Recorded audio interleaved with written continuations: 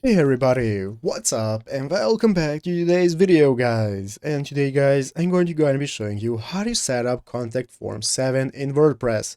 This is a very simple thing to do, so make sure to watch this quick and easy video till the very end and follow my steps correctly so you can make sure that this works the same for you and you can do this yourself.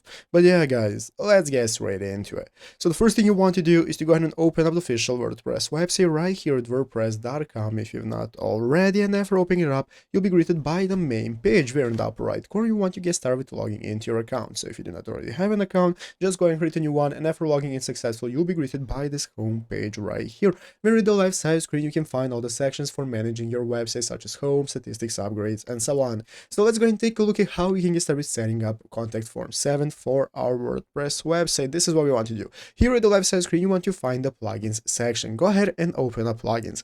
By clicking plugins, guys, this is going to open up this plugins marketplace where you can take a look at all the plugins that you can use for your WordPress website. And at the top of the screen, you're going to go ahead and have a search bar. In the search bar, you want to search for contact form 7. Search for contact form 7, and this is now going to give us a result of all the plugins related to contact form 7. As you can see, here is one of those. This is the main plugin. So you want to open it up, guys, and once opening up, it's going to open up this new page where you can get started with installing it. So to install it, you need a premium plan. Currently, I'm on a free plan, so I cannot install it, but the install button is going to appear right here, and you'll be able to click install. And after clicking install, guys, it's going to enable you to edit your website and set up everything how you want it. And this is how easily it is to install it.